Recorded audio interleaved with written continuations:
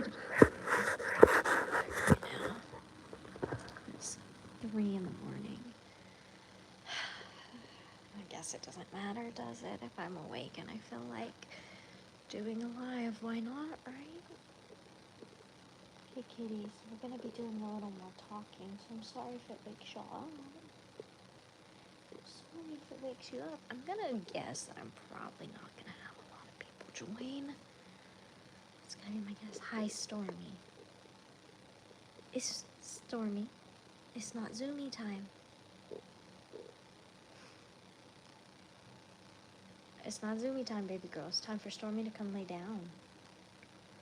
She's gonna get loud, though. I know her. As soon as I start talking, Stormy gets wild. I don't think we're actually gonna have many people join this. Which is sad, because I feel like I have a decent update. I don't feel like a whole lot of people are gonna be here. Maybe there will be a whole lot of people here today. I don't know. I don't think there will be a whole lot of people.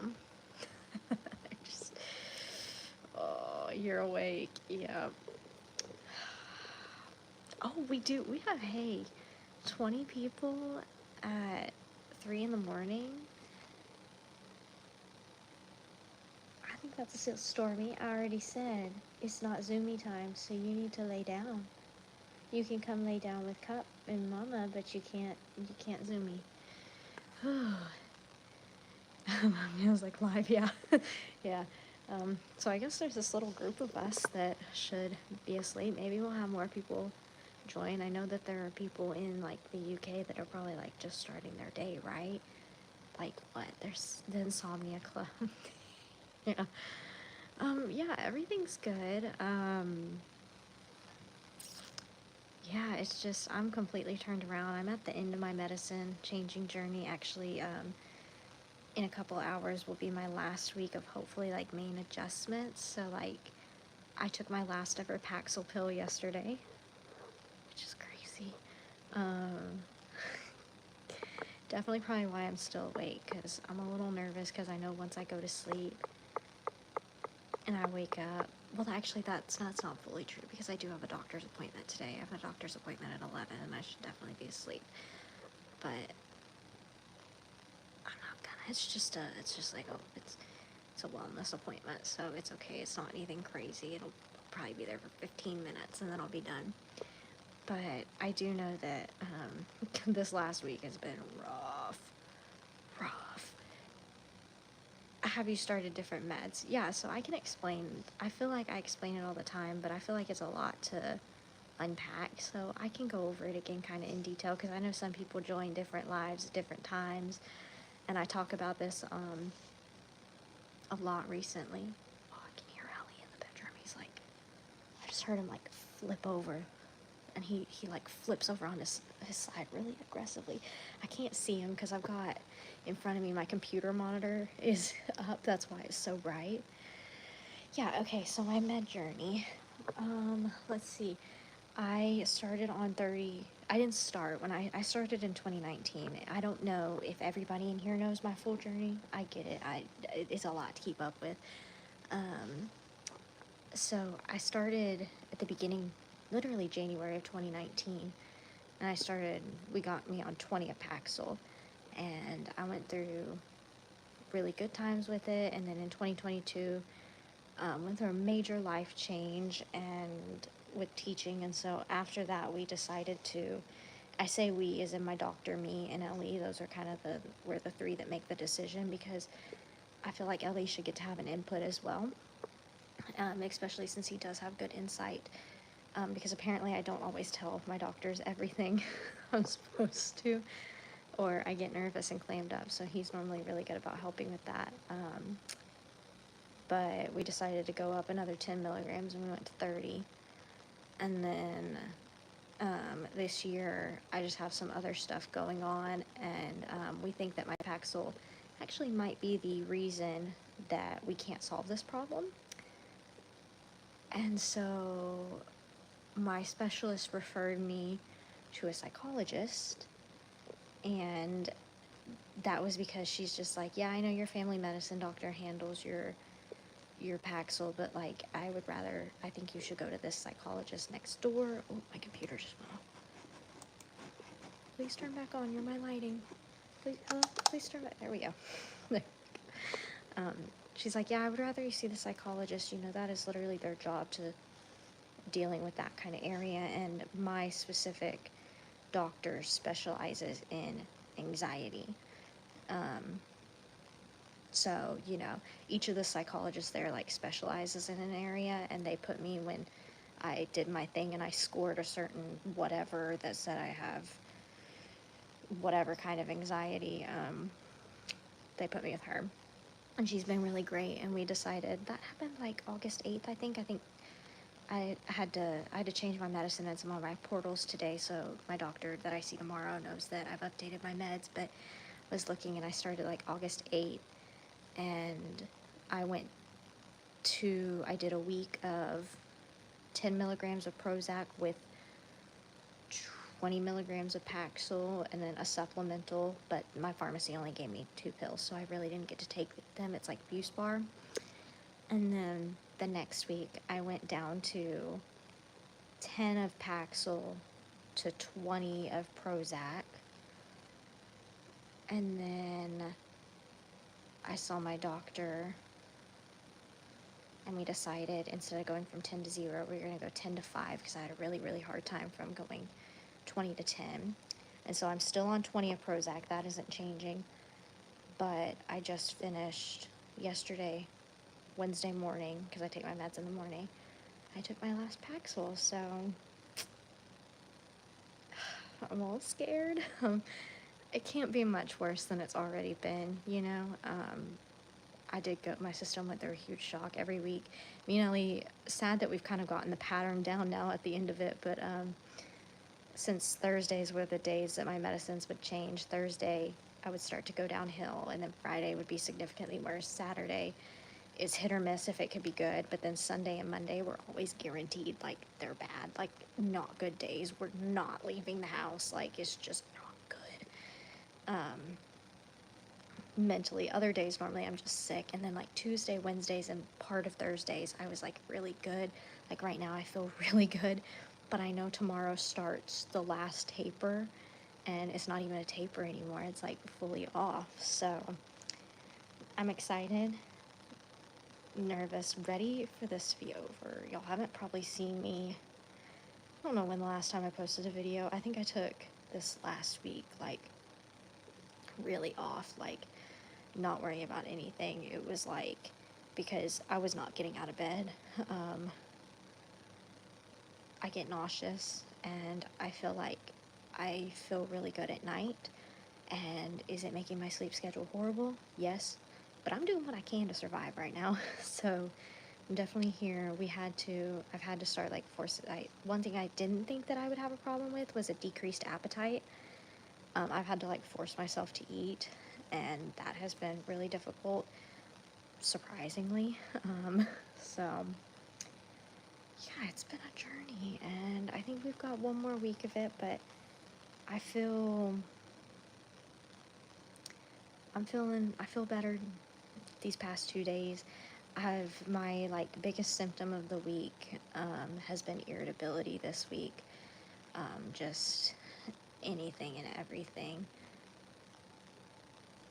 It's just like the choices of words I was saying and things I was just making life more difficult, being irritable, you know, so, but it's okay. I feel like we've got it in check. We know what it is, and I'm aware of it when it happens, and I feel awful after it happens, you know, so I've got that in check. But yeah, I'm so ready for this to be over. I don't know if you can tell, I just feel like a hot mess express. Cannot tell you the last time I actually brushed my hair. I feel like it looks pretty good today, but I am gonna have to wash my hair if I'm going to the doctor. Most days it's just been like this, and I don't know, I haven't branched outside much. I've tried to go outside and get like, you know, just vitamin D, but I've been having a really hard time with that too, with the heat. And then it rained, and you know what? I did not expect that the smell outside that I can normally handle when it rains and gets all muddy would be okay. But this time, these past 2 days when it rained, oh, nasty. Yeah, so someone just said it was horrible when you had to change. Yeah, I didn't know that there are multiple ways to taper.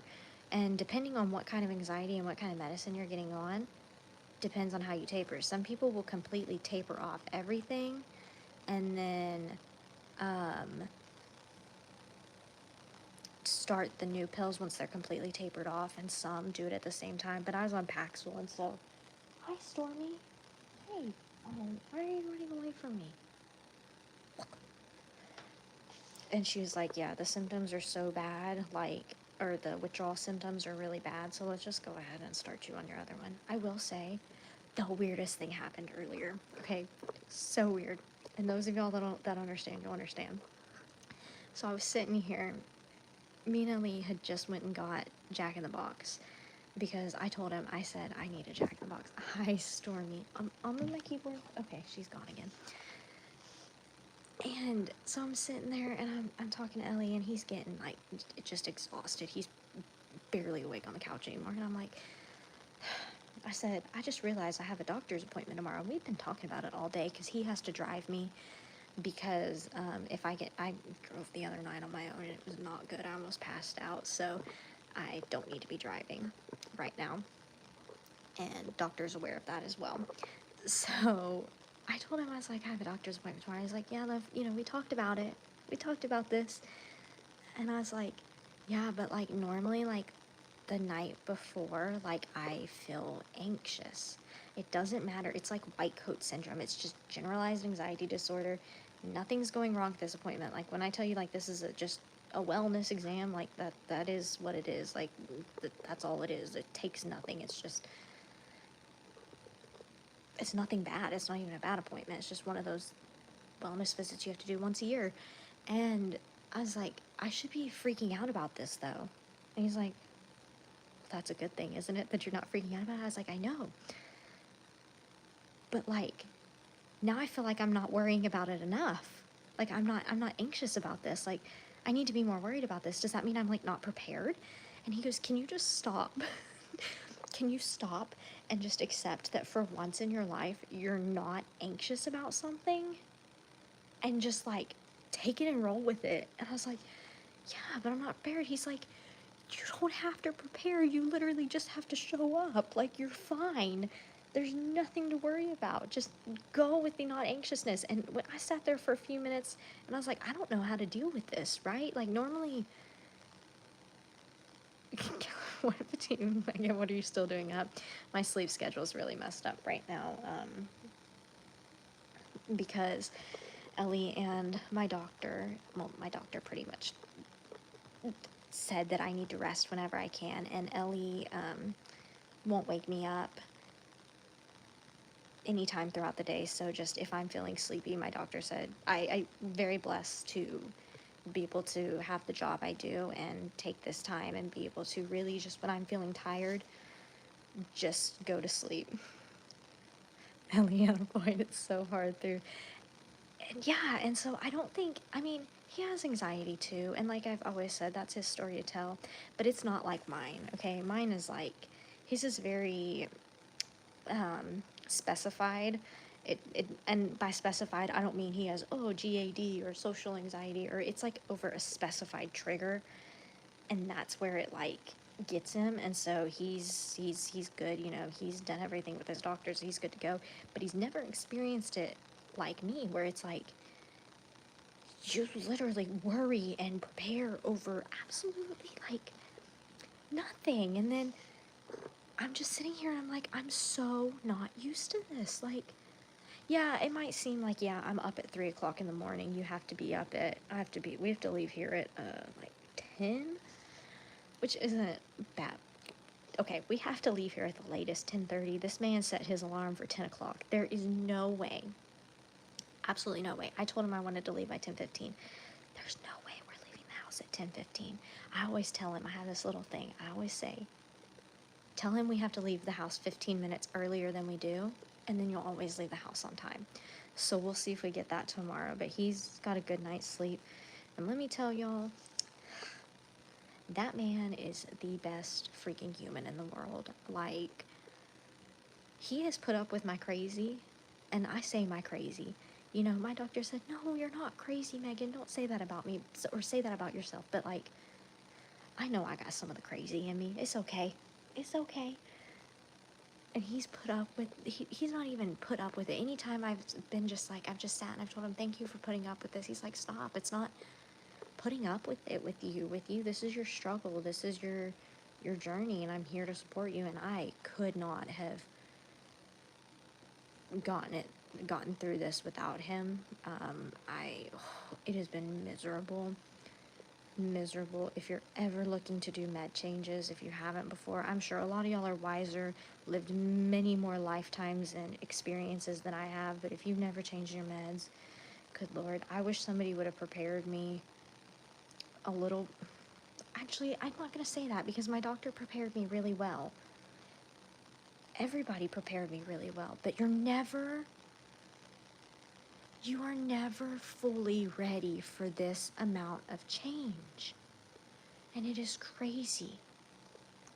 I have learned so much about the brain, and just how much it can affect your overall body. Like, your brain is truly the powerhouse of your body, right? Like, it is absolutely insane.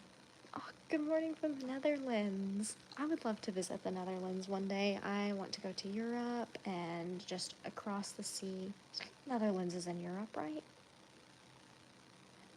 I think the Netherlands is in Europe. I'm really tired. I think I would normally know that on a normal day. Cup, it's okay. It's okay. But lighthearted, what do y'all think of our new pigs? I love them. I love me a Jack in the Box Coke. McDonald's Cup, you look like you're... Dude. He's sitting like this. You're not crazy. It's serotonin issue. Dealt with it forever. Yeah, it really is serotonin. It's not even a hormone like imbalance either, right? If it would have been like, my doctor talked about it. We're like, hey, this is not hormone imbalance. Like, that would be so much easier to fix. But no, like, it's hereditary, genetic, whatever you want to say. It's not trauma based. It's not something that like I'm not a therapy kind of person. I say I don't like to tell my whole story to strangers, but I guess that's essentially what I do on the internet, even though I don't feel like a lot of y'all are strangers. But I have a hard time face to face with somebody talking about it unless I'm really comfortable with you, because eye contact and just all of that, just socially, is just really hard. I've got the worst itch on my nose. I'm sorry, y'all, but I'm not gonna pick my nose though, because that, even though I could itch it, I'm not gonna do that. That's just not something we do on the internet. I have found my unfiltered thoughts, they come out. I say snarky things. And normally I can rein myself in, but there have been a few times something comes out of my mouth and Ellie looks at me and he's like, thank goodness, like, you didn't have a camera on you and that you were in your house, because if you had said that out loud, I think people would be very shocked to hear what just came out of your mouth. So I've been a little snarky, but it's okay.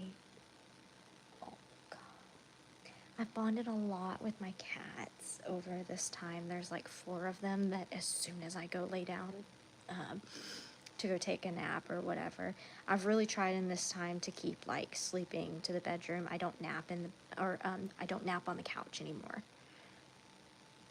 I've really kept my, like, if you're sleeping, that's in the bedroom, not on the couch. And so the cats know now when I go to the bedroom, they're like, oh, it's nap time with mom. And so they've helped me through it a lot too. Lots of fun stuff with the animals that has been happening. I haven't gotten to be outside a whole lot with the animals, but Ellie's been he's been taking so many good videos, and he brings them in. There's this one video, y'all. I'm almost 100% guaranteed it will never see the light of day on the internet. I think it would be split and split how people feel about it. It's nothing bad. I don't think it's bad. I think it's the animal kingdom. but it's just like, it's literally graphic, and I don't even think I can say to you what happened. Everybody's alive and fine, and it's just kind of like males in heat kind of thing.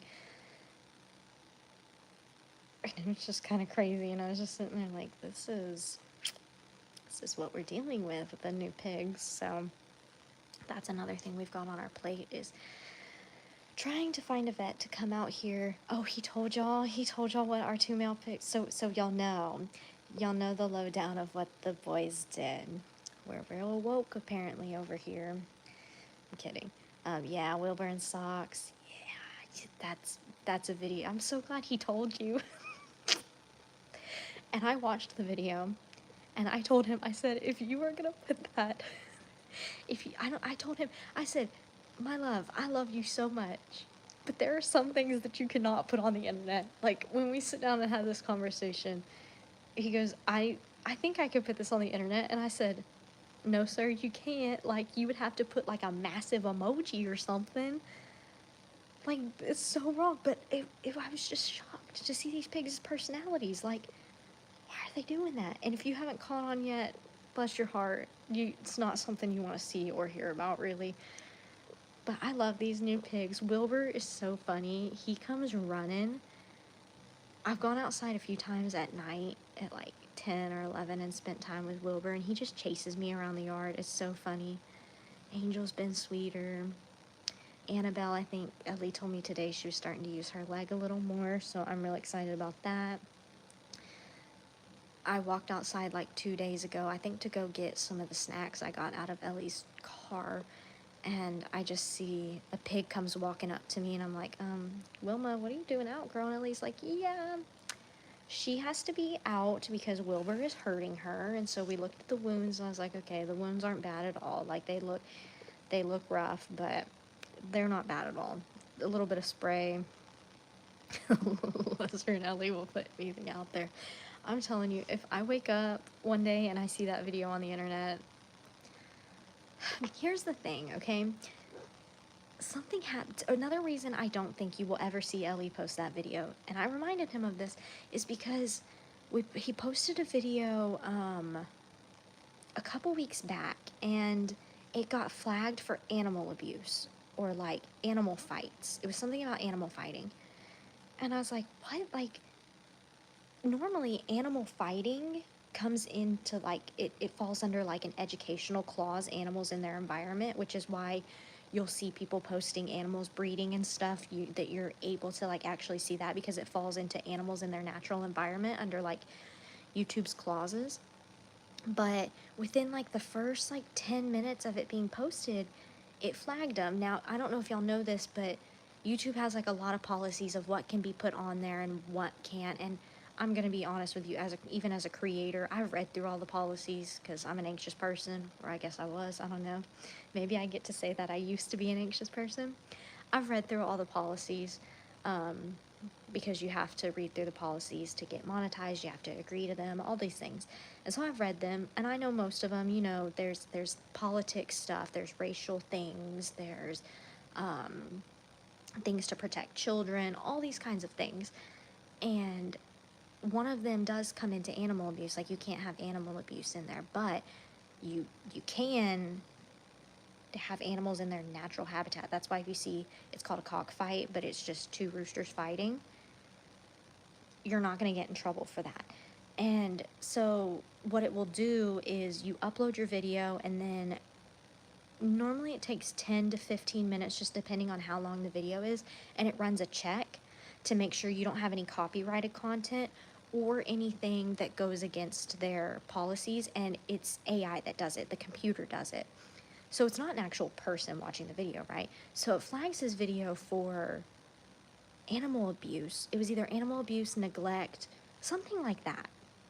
And it was a really good video.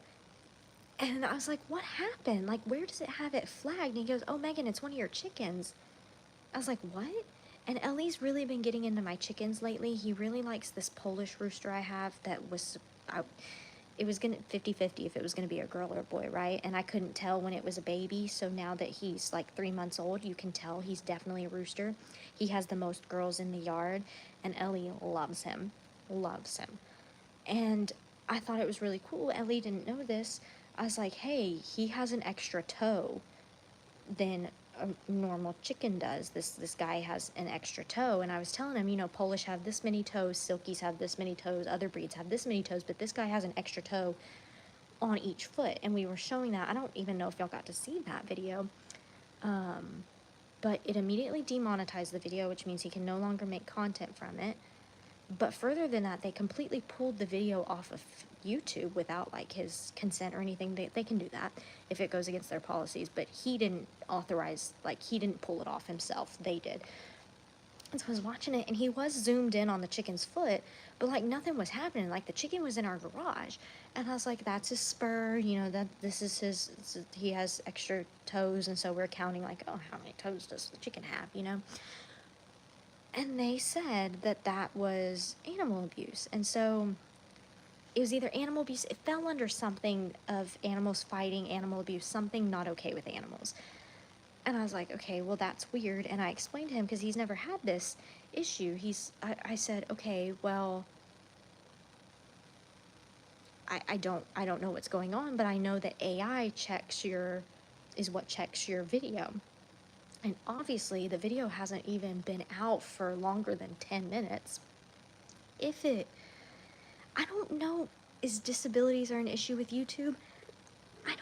I don't think that's what it was. I don't know what it was. I think it made a mistake. That's what my theory is, because it was a computer doing it. There were other chickens in the background. I was loud, you know, we were talking. And then he was really zoomed in on the chicken's foot, and you could kind of see its like scaly feet. And I don't know, whatever happened, it didn't like it.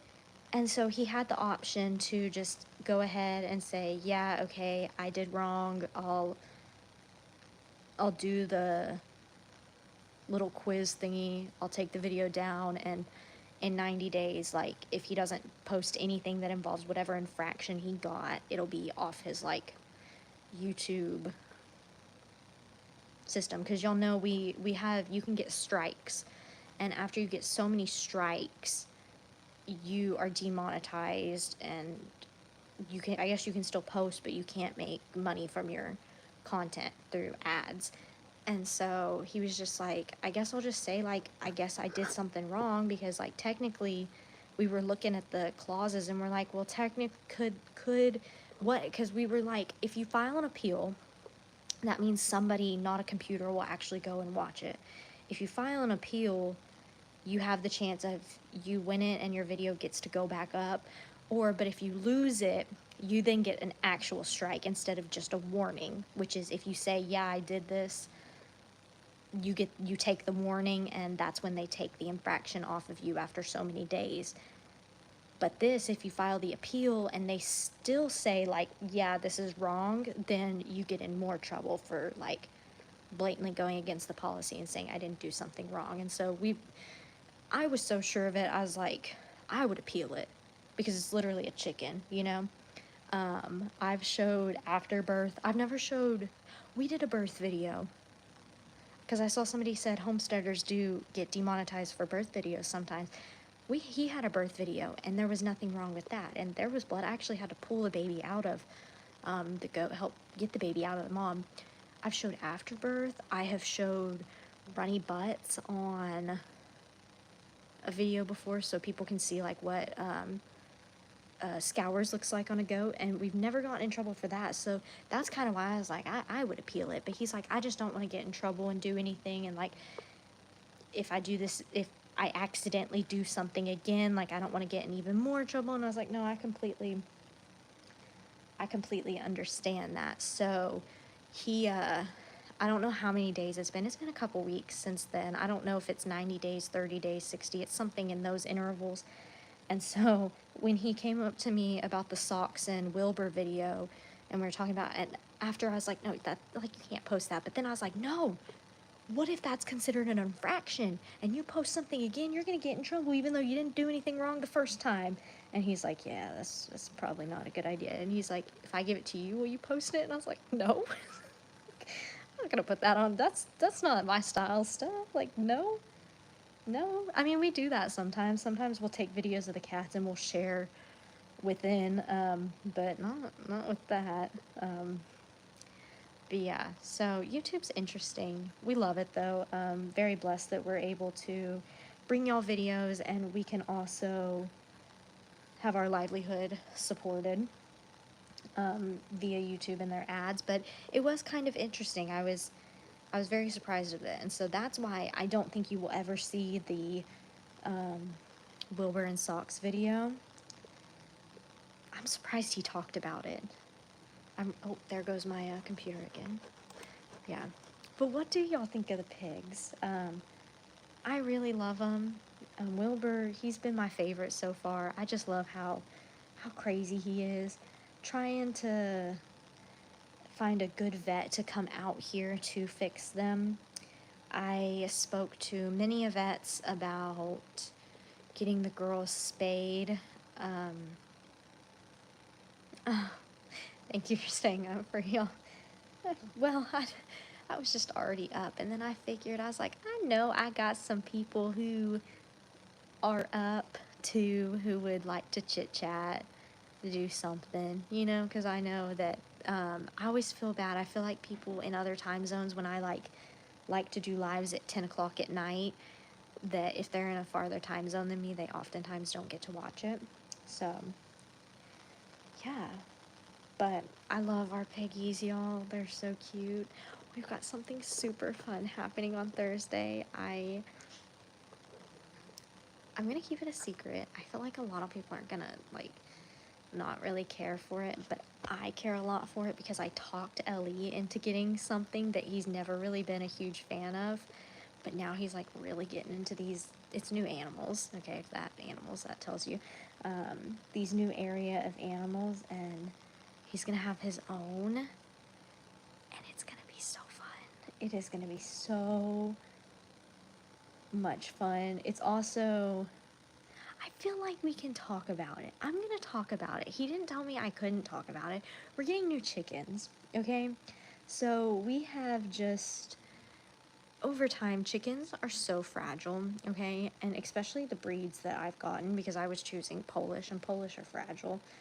And just over with the heat, you know, we've done the best that we can, but chickens are fragile, and sometimes you just lose chickens. That's the name of the game. And so it seems like we have a lot of chickens, but the reason that we have so many is because we're trying to, like, we have now, and this was a complete fail on my part, and I'll explain how it was a fail on my part. I've got 4 roosters, 3 flocks. So the reason it was a fail is my initial rooster was Hey Hey. I got Hey Hey the Polish chicken. I wasn't even going to get a male, if I'm being honest. When I picked up Hey Hey, the lady who had him said, he's mean, he is going to be cat food. We are going to make him into food into cat food, because he's mean to us. And I immediately bonded with him, and she's like, you know what? Take him. Take him. So I had originally went to her to pick up some other birds, and they unfortunately didn't make it, but Hey Hey did. And so I kept him, and he's been my boy. And I have been trying to get his flock. For one rooster, you're supposed to have about 10 girls, just, you know, that's kind of the ratio. I have been trying to get him up to 10 girls for the longest time, but Polish, like I said, are really, really, really fragile. And then I gained Rocky. And Rocky has always needed girls, because Rocky was insanely mean before his girls. He's still mean, he's still a jerk, but now that he has his own girls, he's kind of simmered down. And again, just through time, the heat conditions, sometimes birds hide illness really well. It's really, really, really hard to tell unless they've got a very like prevalent disease. It can be really hard to tell. I've just watched birds just fall over and die before. It just happens. And so Rocky's numbers have dwindled. And then, so I said, okay, I'm going to buy some hatching eggs for Hey Hey to get him up to 10, because at that point he was really close. I was like, I'm going to get him up to 10 with these hatching eggs. If y'all remember, I bought like a dozen, and I only had 6 hatch. And and I gave away 3 of them because they were not a color I wanted. And then I had 3 left, and I was really hoping they were going to be girls. 2 of them were boys and 1 of them was a girl. The boy has since gone missing. Like, I never found a body. One of the boys, the younger boy, went missing. The girl is still there. But then there's the third one, which is the big rooster that Ellie really likes. And I had bought, around when they were born, I had said, okay, Rocky only has 4 girls. I need to get Rocky to 10. You know, he's a bigger bird. He doesn't need to be as rough on his girls. That's why you have 10, is so they can circulate through them. And I was like, okay, I'm going to go to, you know, where I get all my birds, my reputable breeder. And I think they were like probably a month old at this point. And I bought 5 or 6 chicks. And they're big girls. I mean, there's a goat on my front porch. It's a flood baby. There's just one though. Anyway, so I got like big girls because Rocky is a big game bird. And so I got him big girls. I got like 2 Orpingtons. I got a speckled Sussex. I got a Jersey Giant. I got big birds. Well, what happened is when the birds were in their like formative age of when you start going, okay, you need to put them with the flock so they can establish like who their flock is. We had the flood, and then we had the hurricane. We were at Disney, and something else happened, but I feel like it was something that happened. I don't remember what it was. We had like 4 things happen to where I could not. The 4th thing is summer. Summertime is really dangerous for birds, especially Polish. So I have let my birds, I have not even had them in their enclosures because I let them go out in free range and walk around, because if they get hot, they can go find somewhere to cool off. I don't want to keep them boxed into their run and then have to play the fan game and, you know, all of that. Like, they can just go and find coolness wherever they need. If they want to go find a mud puddle to sit in, they can do that. You know, they can go get in a pool, a trough of pool water if they want to. They can go to the pond pasture. They can go wherever they want. And I have lost birds still to the heat, but less birds than I have in the past doing this. So I think it's working. But that said, when I had to do that, my baby birds, so I have the Hey flock, I have the Rocky flock, and then I have the baby birds flock. Because that guy was such, that Polish became such a head rooster, like he's not like a beta rooster, he's like an alpha, you know, he's not mean, but those are his girls. He decided those are his girls. And so when I started trying to separate everybody, yeah, it wasn't pretty, and the 3 roosters kind of assembled their flock, and so now I've got 3 roosters with 3 individual flocks, and they won't cross. Like, they will not share their girls, because all 3 of those males have the most alpha personality ever, especially Rocky. And Hey, those 2 are bad. But that said, Hay's lost some girls, Rocky's lost some girls, and we're like, okay, they're not near 10, you know? And I've noticed they're rough on the girls, like not rough enough that they're tearing them open for the need for a chicken saddle yet, but the girls have lost some feathers on their back. And I was just like, okay, well, when we move out of summer, you know, I have the ability to continue letting them free range, because that's one thing. They've been really happy being free range birds. Hey comes up on the porch with his girls every morning. And so I've just kind of been toggling with the idea of just letting them, you know, do their own thing. But then with them passing too, I also had a raccoon out here, and so I'm a little afraid that a raccoon might have gotten some. And so I was just like, okay, I think we're going to start locking them up at night again. But that I have to do a lot of fixes to the runs because of the flood and Hurricane Beryl, because we were just letting them free range. So we're like, let's wait until it gets a little bit cooler to fix this, because this is not a 100% necessary project, you know. And we just realized kind of over the past couple days, we're like, well, when it cools off, we're going to need to fix the runs again, because when it gets cold, they're going to have to go in their coops.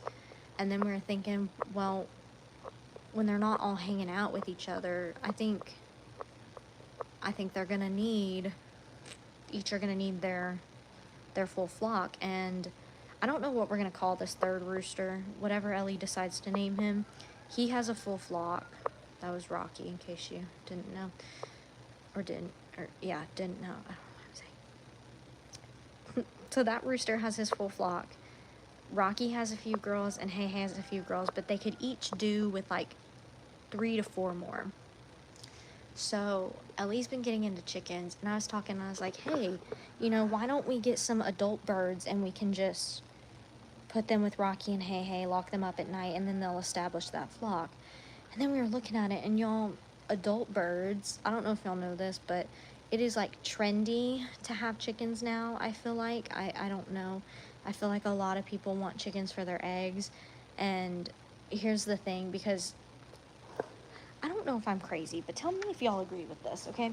Everybody was like, yeah, farm fresh eggs are better. Yeah, they are. Farm fresh eggs are better. 100%. They taste better. But people are like, it's like $8 to go and get them at the store. Yes. I would like to know the actual cost breakdown of, is it more efficient to have birds or just go buy your eggs from the store? Because what people don't think about is, when you get chickens, you need to have a coop. You need to have something to put fresh, clean water for them, and then you have to feed them. Some people free range, some people supplement diets different ways. Honestly, I don't know what Ellie's feeding them right now, what we're feeding them this week, but ours get free range and ours get fed. So it's not exactly, I don't know if it's cheaper to actually just buy your eggs from the store or to get chickens, but I say that because I just feel like chickens are very trendy right now, And so it has made the cost for chicks, and inflation as well has made things much more expensive, because it's much more expensive to feed birds now. But adults, I was looking at 5-month-old birds, okay? And this is nothing against the company I've looked at. Actually, the company I've looked at, her birds are, have an exquisite line. So, and she's been nothing but nice to me, and great lady over at Seabreeze Hens. But I was looking at her birds, and for 5-month-old birds, and mind you, right now, she doesn't sell a lot of adult birds. She only sells birds that are like overflow, because her main business is in chicks. So she doesn't oftentimes have a lot of like your standard breeds. So some of the birds that I was picking out, they were like, there was one, I kid you not, and it's a rare bird. It's a specialty bird. It was $90. $90 for a 5-month-old bird. And we're sitting here going, okay, ideally, let's say 3 more birds for Rocky and Hey. So that means 6 birds, right? Let's say 6 times 70. That's a lot of money. And then if you have I wouldn't, with Seabreeze Hens, I don't have them shipped. I go and pick them up. She has like an option where you can pay $25, and she does like, she's in like San Leon, or is it San Leon or is it LaPorte? It's one of those. She's far, it's by Galveston, so I think it's San Leon, but she does a Houston area delivery thing every Sunday, and so I've done that before, and it's just been great, and it's better than driving the like 4 hours, 2 hours, however long it is. It was a long drive. That was when I first got my Polish from her, is I went and picked them up at her house, but not anymore. So I pay $25 to just go pick them up an hour away, and it's a really good deal. But shipping too, the shipping prices for birds have gone up. It was gonna be like, man, what was it, like, I think it was like a $200 to $300 difference in how much shipping would cost for the birds if I, even through her, had them ship. And I was just like, wow, this does not make sense to get big birds. Because then Ellie was like, well, oh, do they have these breeds and these breeds? And I was like, okay, let me go look at other, hatcheries and stuff and see what started pullets they have. Pullets meaning girls, started just meaning like 16 weeks and up, which I think is like, what, 4 months is 16 weeks? So we're looking at that, and then we were just looking at the prices, and I was just like, these are like even worse than Seabreeze. Like, this is bad. Like, we cannot get adult hens. Like, it's just not gonna, we didn't want to do the chick thing again. But we finally sat down, and I was like, I told Ellie, I said, here's the great thing about when you get chicks. You can really, really make them love you. I have chickens that follow me around in the yard that I've had hands-on with them since they were little bitty babies, and they love me. I'm their mama, and they know that. So they don't tend to get aggressive with you. They're extremely food motivated, because he's been talking about, man, I want my own chicken. I want a chicken that loves me. And I was like, well, we can do that. And so we ended up deciding on getting chicks. That said, we both got 2 adult birds, because there is this chicken, and y'all are gonna hear it here, okay? He's gonna lose it when he sees this bird and he gets to show y'all. I don't know if y'all know what a turkin is.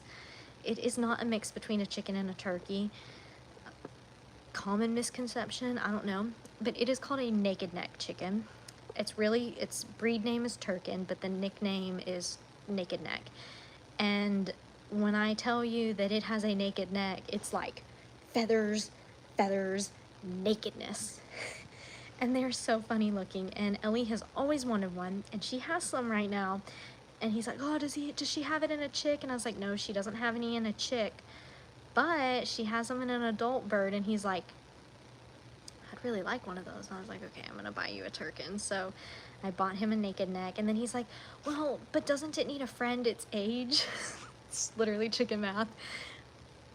And I was like, I mean, yeah, it does. He goes, well, let's just get another turkin. I was like, no, how about you get your turkin, and then there's this adult bird that she has that I really want. It's a Cochin, I believe, and I really wanted it, and I was like, okay, like, yeah, I'll get the Cochin. It's the same age as your turkin, and so I probably sound crazy right now, don't I? But they're both about, I think we got them they're 4 months old, so we'll be picking up 2 4-month-old birds and then some chicks. And then Ellie, literally, he is obsessed with a light Brahma chicken. It is literally just a white chicken, but they're big. They get big. Really good egg layers. And he told me, I said, this is how many chicks we're gonna get.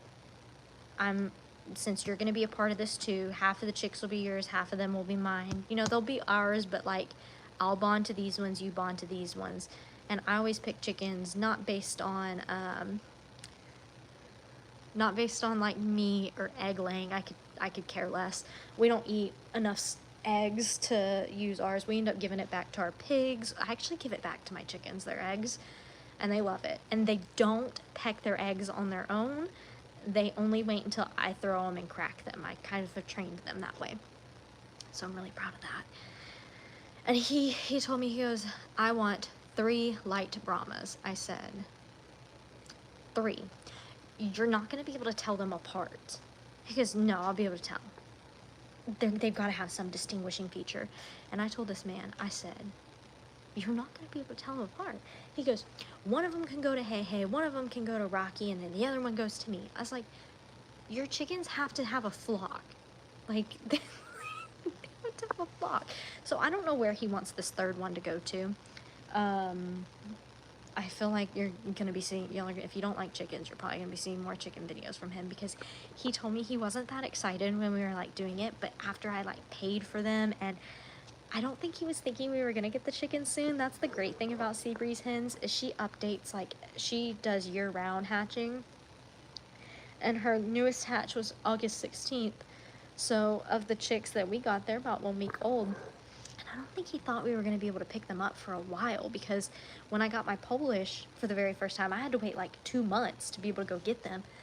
But I told him, I said, hey, do you want to go pick up your birds on Sunday? And he's like, what? I was like, yeah, do you want to go pick up your birds on Sunday? Like, at this time, at this place? Like, are you busy this day? Are we busy that day? I know I might not feel good, but do you want to go pick up your chicks, your adult chickens and your baby chicks." He's like, "Yeah." And so then he's telling me, "Where are we gonna put them?" And we're actually gonna try to do a brooder outside this time, because previously we have had our chicks inside, but we're at the end of summer, and I was reading some stuff because I don't have Polish this time, which are not very heat tolerant at all. So anytime I've had Polish, I keep them inside. But I was reading, and somebody's like, "Okay, if you have a big enough brooder outside, I don't think you're going to struggle with them getting too cold at all." So I have a massive heat plate that it's a 16 by 16, no, it's a 16 by 24 heat plate, and it's massive. It can fit, like, I think it said 12 chicks. It's massive, and it made it through the flood. It's still in the garage, so, and it works, so we're gonna use that. And then we're gonna put a fan in there, but we're gonna point it at the sky, not the sky, the ceiling, so you get airflow, so the chicks don't get cold, but they don't get too hot either. So we're gonna try an outside brooder. I've never done an outside brooder before. And then when they get too old for a brooder, but are too young to go with the big birds yet, because I made the mistake of putting a little bird that just was not ready to be with the big birds before, and it just was not a good fit. So they'll go in a stall for a little bit until they can grow. I would normally put them in the omelet, but they're such big, like, the breeds we got are bigger breeds, just bigger, meatier birds, so they're not gonna be able to fit inside the omelet altogether and just be able to move around happily enough. So they'll go in a stall, and then hopefully before it gets too cold, we will be able to introduce them to Hey Hey and Rocky. And if you've ever introduced chickens before, you know that that can be a real pain in the butt sometimes. So we've got a lot coming. We've got a lot going on, a lot of fun things going on. You know, we've got the pigs. It's so fun. Y'all, this has been the biggest year yet for us. I feel like we've gone through so much. You know, we had the flood. We went to Disney this year. That was super fun. That was me and Ellie's first Disney trip together, and that was really exciting. We've had my medicine change journey, getting married this year. That's also still to come, y'all. Y'all are probably like, "Megan, y'all have way, way, way too much on your plate." But we actually handle it really well. What we kind of have done is we church and state it, so everything that happens outside, even though the farm and the sanctuary, it is our home, it's still our job, and so we try not to bring the hard parts of it inside, and we don't let it touch our relationship. And when we sit down on the couch, we're fully relaxed. You know, we try really hard to keep that separation, and it's worked really well for us. And you know, we kind of also have the mentality, if there's a day that you are genuinely not feeling good, you do not have the energy to produce a good video, don't do it. We only want to put out the best content we can for y'all, and we also want our animals to be happy. We also don't like push our animals too much. You know, if the animals aren't into being videoed that day, you can kind of tell. And oftentimes, I'll speak for myself on this, but I definitely like won't video the animals if I can just tell they're just not reactive. You know, they're just like having a rough day. Like when it's really hot, I just don't video them, and that's something we've also done to kind of keep things going smoothly and less stressful, and just, you know, we make very careful decisions. We evaluate everything very thoroughly before we do it. Long conversations a lot of times, and you know, sometimes you have to turn down some stuff that could be really cool, but it's just like, we just can't take it for our farm, you know?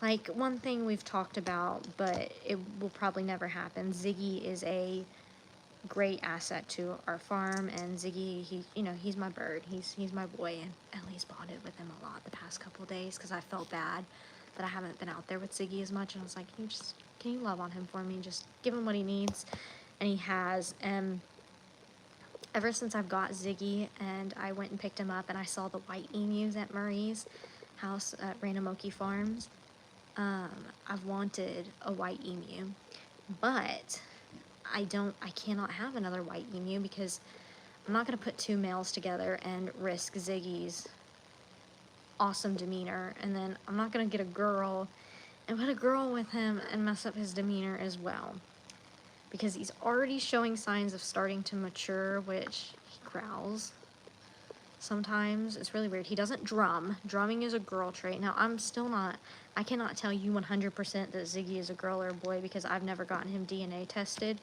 but like I am almost as sure as you can be that Ziggy is a boy. He does not drum. He kind of has a roosterish tail feather look to him. He behaves like a boy does, so I think he's a boy, but he has started growling. He hisses a little bit more, but not at us in aggressive ways. It's just other animals he's gotten a lot more protective of, and sometimes he fights a little bit. Not fights, but I say fights because that's what it looks like, but he gets riled up a little bit more, like him and Angel. Him and Angel get riled up with each other because Angel will go and headbutt Ziggy's legs. And Ziggy doesn't like that, so of course Ziggy has to, peck him, and Angel doesn't like when he gets pecked, so it's like brotherly love back and forth. So, could we get a white emu? Like, physically, could I go buy a white emu? Yes. But is it the best decision for our farm and for our animals? No. So that's kind of what I mean about sometimes you have to turn down opportunities that you think could be really cool, but just not always the best. Okay. Okay, you want to show everyone what you're doing? Sorry, I've got my phone on like the Maglock chargers because Phoebe chewed up my last charger. But here's who's been laying with me. You say hi, come. You're such a good boy. He says, no, Mom, I'm not a good boy. I'm just waiting for you to leave my spot so I can look. So he also wants, I have a Jack in the Box taco right here that I haven't gotten to yet, and he wants it. And I think that's the only reason he's being sweet right now, is because he wants my taco. Good boy. Good boy. You're my good boy, Cup, and then Finnegan. Cup. Finnegan is asleep right there. Are you going to let Ziggy go play with Littlefoot again? Okay, so what we have learned is Ziggy does not like leaving his pasture at all. Even if he gets accidentally let out or he walks out, after quite a while he wants back in his pasture. So if anything was ever going to happen, Littlefoot would have to come over to our pastures. I have a lot of concerns with that, though, because kind of like, if y'all remember, I don't know, I know we have 60 people in right now, but I don't know who all has watched, like, everybody. I feel like when I talk, every viewer has different experiences of what they've seen.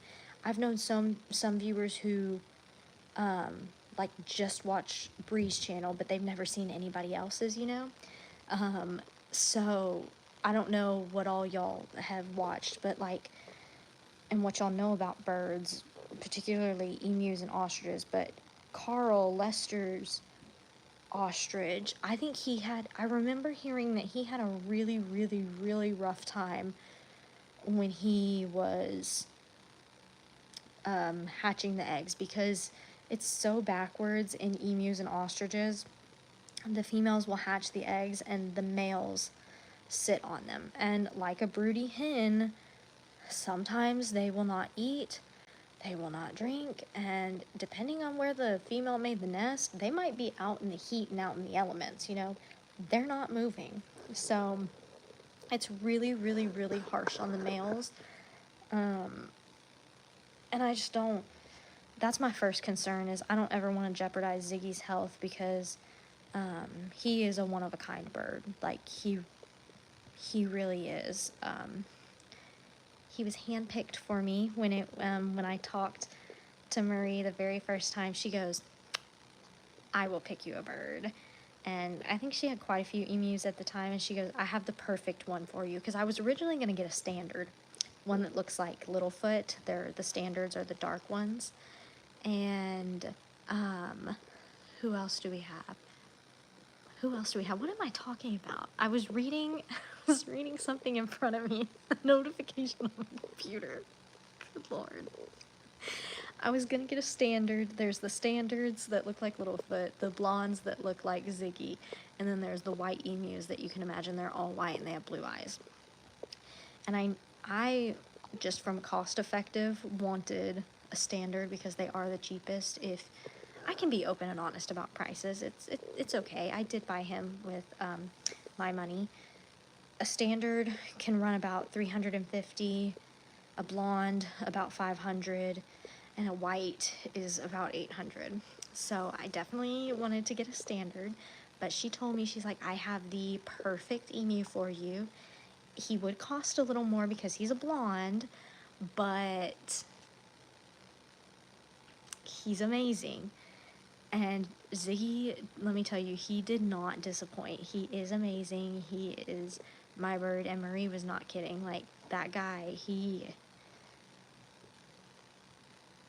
a cool bird. That's the best way I can put it. He's just a really, really cool bird.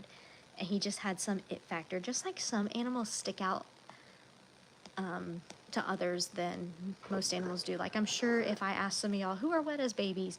Like, what are Wet as babies' names? I think a lot of people wouldn't know because they're kind of background characters. They're some of my favorite babies out there. But they don't really stand out and do a whole bunch in videos like Carrie or Angel or Hero. You know, they don't have that as much personality or characterization. There are some animals that truly are just a personality in and of themselves, and sometimes you don't even have to do anything. They just show you, and that is exactly who Ziggy is. And yeah, great bird. Great bird. I love him. He makes me smile every time I think about him. He's a very good protector. But all of that said, like I said, I care a lot about Ziggy, and I would love baby emus. I would not keep any baby emus. If I was going to do emus, I would sell emus, but I would never keep any, you know? But when I got Ziggy, I didn't get Ziggy for breeding purposes. I got Ziggy because I was finally ready to get a big bird, and I had found the person who had one that really good values. Even though it's a little pricier, I knew I was getting a healthy bird, you know?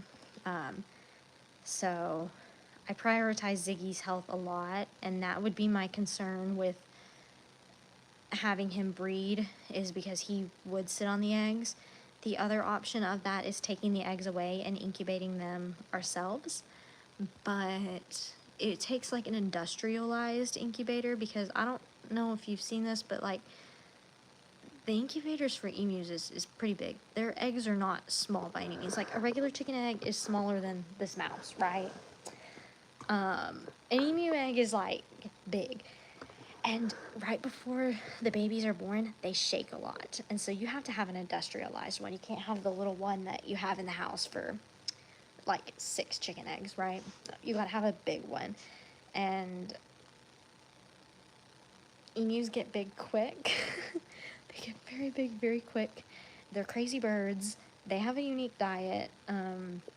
So I don't know. It would just be a lot, and I also would not want to jeopardize Ziggy's demeanor in any way, and that has nothing to do with like Littlefoot. Father emus hatch the eggs, then they stay with their fathers. Sometimes that's so cool. I didn't know if they fully stayed, but I do know Carl had a really hard time, and I don't want that for Ziggy. I don't want that for Ziggy at all. But I would need Ziggy to bond with the baby emus, right? But if I take the baby emus away and hatch them myself, would they get to bond, you know? Because Ziggy didn't hatch them, and he's very tough to introduce other animals to. It's hit or miss, you know. Some days he can see a new animal and be totally okay with it, and other days you have to be out there and you have to watch him because he's unsure, and he doesn't do anything with his feet like dangerous, but he does peck. And then it creates just a kind of tense environment for the new animal, and that's just not always what you want. So, got to be really careful with Ziggy, and just anything that has to do with him. You know, getting an emu, you have to plan to, if you ever have to move this big bird. We had to move him for the flood, and we were not ready for that. We just were not ready for that. And I actually elected to move Ziggy in a different place away from Littlefoot so it didn't cause any problems with the ostriches, Littlefoot, or Ziggy over at Longhorn Lester's. And I took him to my mom's because she doesn't have any big birds there. She has little chickens. And Ziggy loves chickens, by the way, in case you didn't know that. He loves chickens. Which leads me to another story after this that I think you'll enjoy. But, moving Ziggy for the flood was really hard. We didn't have a trailer to move him because we moved him last, and we knew that we need to get like Ziggy, we can find a way to get him, but we need to get like the pigs and the donkeys and the goats. We need to get them out of here. You know, they need to go to Longhorn Lester's because we cannot sustain them at another property. You know, right here, right now, they need to be moved. And then Ziggy, it was just kind of like, yeah, Ziggy will be easy to move. Never assume your emu will be easy to move. Can you move them from pasture to pasture with no problem? Yes. Can you get your emu into a car? No. Should you move an emu by trailer? Yes. All the trailers were occupied though, and he had to go then, and I was like, yep, we're just gonna have to put him in this little kennel, and it's just gonna actually, we put him in the kennel that we transported him here to Texas in. I should have known it wouldn't have gone well. It did not. He's okay. It was very traumatizing, though, for all involved. So, yeah, next time, here's your tidbit. If you ever decide to get an emu, just save yourself the headache and just make sure you transport them in a trailer. Maybe I'm the one that didn't think about that, but just transport them in the trailer. It'll be better for them in the long term. So yeah, but I told you I had a funny story. So I think this was 2 days ago. I stayed in bed most of the day, you know, just resting and not getting like outside and doing too much to exert myself, really just trying to dedicate this time to taking care of myself and my mentals. And unfortunately that has meant I'm not outside as much. But we were talking about the chicks, and I was like, okay, I need to go outside. That was a really weird crow. I think that was that new rooster. That's really weird. That's so cute and so tiny, so funny. We were talking about the chicks, and I was like, because we're trying to decide, like, do we do chicks or do we do adults? If we're going to do adults, you know, we want to do it the most cost-efficient way possible because adults are expensive. Like, let's go outside and let's count all of the chickens and find out who is with which rooster and how many they have, you know? And we go outside, and all of my chickens are roosting on top of the runs. And we go out there, and all of a sudden, I don't know why, I like skipped over it, but we walk outside, Ellie's behind me. He knew that he, earlier in the day, had accidentally let Ziggy out and forgot to put him up because Ziggy had no interest in going back up. I did not. And I walk outside, and Ziggy is asleep inside of Rocky's chicken run, just sitting there. I'm sure I don't know if Ellie's put the video out about that yet, where he was just sitting there, and it's like really late at night, probably like 12, and I'm just like, what, literally the first thing I said is, like, what the F is the bird doing here? Like, what is he doing? Like, what happened? And he's like, oh yeah, I think I forgot to put him up. You think? But it's okay because Ziggy can't go to the road. That's why if an animal gets out, we are not as concerned anymore. I am super, super blessed that Ellie put up the, what are they called? The 2 gates. We have the 2 gates. So we always say, like, we have gates to the open world. He put gates in between our gates into the open world, if that makes any sense. So if an animal gets out, they are just stuck in our front yard. And that is just like so like stress relieving knowing that nobody can actually get out. And if Ziggy did decide to get out, he can just go run around the front yard. We've let the ABCs out for a whole day one day just for enrichment, just to go like walk around, and we forgot to put them up at night, and they went and they partied around the front yard. That's another reason chickens are great, because when the donkeys did that, they left a mess of turd piles. Chickens cleaned it up in like 2 days. I will stand by, chickens are like, uh-oh. Rooster's barking. It's like, what, 4 in the morning? What is it? 4:15? Why would Rooster be barking? Maybe he saw a cat. Phoebe is outside, but Phoebe is on the porch right now. We're trying to get Phoebe. Phoebe's about to do full 100% outside time. She does at night. Normally she comes in for like a few hours, but we got this thing for her collar, and it's kind of like a tile, or like, what are they, the Apple AirTags, but it's not an Apple AirTag. It's like a generic one, because AirTags are expensive. We got